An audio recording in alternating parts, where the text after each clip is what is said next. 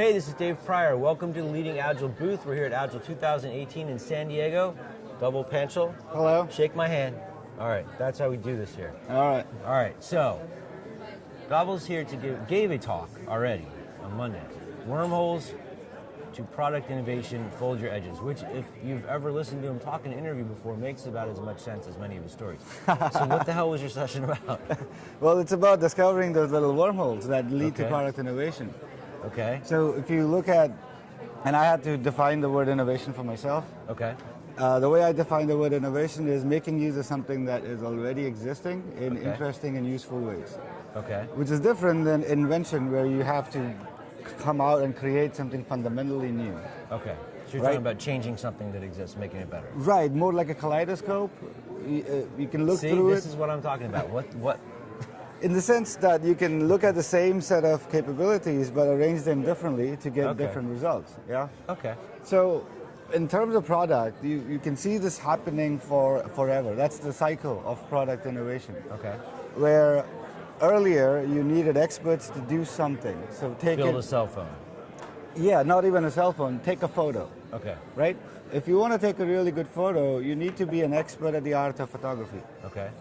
Then over time, what we were able to do now is to make anyone like me a good photographer. Not a bad one, at least. Okay. Because all the techniques that the experts are using are built into the device. Are now being built into the device. Okay. Now, traditionally, what most people will do is when they look at their product, they're going to say, who are our typical users? Yeah. Let me go do empathy with them, understand what they need, and build it for them. But if you focus on the mediocre, you will end up with a mediocre product. Okay.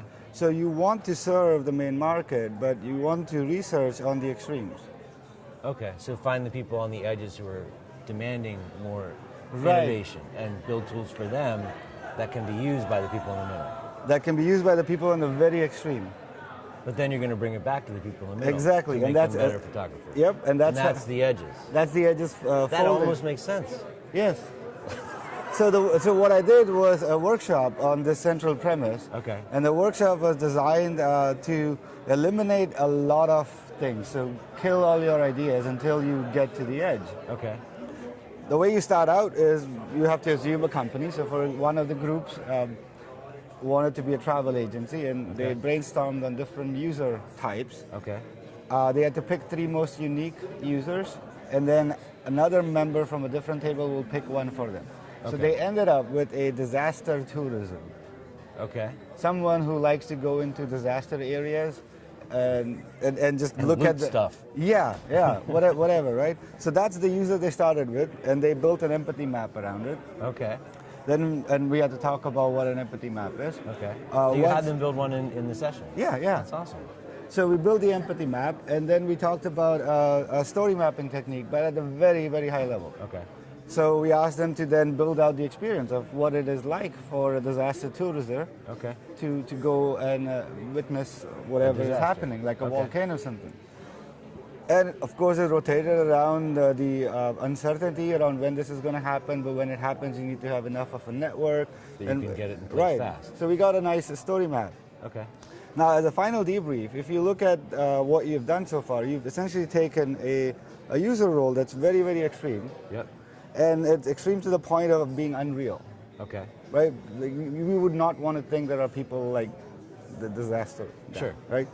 But we built an empathy for that person. We built an experience for it. And now you can transpose who else might want to go to a disaster area. Okay. And instantly it is journalists. These are volunteers who want to go out and help. And this is a very specific travel agency idea that caters to that demographic. Okay. And then you've got something you can actually use. That you can actually use, and your regular family traveler can still make use of the same service to book a last-minute family vacation.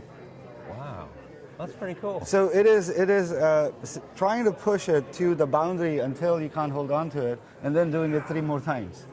And finding the thing that you can actually do. Yeah, that's really cool. And the danger with this workshop is there are no guaranteed results, because we had a group that couldn't make much progress.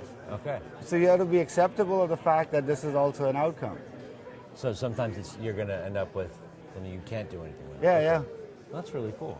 Yeah, part of the instructions on my part could have been better, right? but you know that's a problem I have. So do you do any of this in your PO classes or anything like that? I am going to put this in my advanced PO courses. Okay. This is more like a workshop that came about from helping a client. Okay. So we kind of made it up on the fly, and then it hit us what we were doing. So Okay. Well, that's cool. And so if people want to learn more about you, they can follow you on Twitter. Yes. At Dhaval Panchal. Or Evolve Agility, because he has a website now. Yay. Which last time we did an interview, he did not have a website. So you got that set up. Yep. Okay, and you're doing consulting and training. Yes, sir. And coaching. Yes. Okay. Anything else you're doing? No. Hanging out. Okay. Cool, dude. Thanks for coming by. It was Thank great. you. Yeah. We're very good friends, so it's fine to make fun of it. And hey, Richard. Yeah, we miss you. Changed out on the whole damn conference. All right. Thanks a lot. Keep watching. We'll be doing more interviews today and tonight and tomorrow.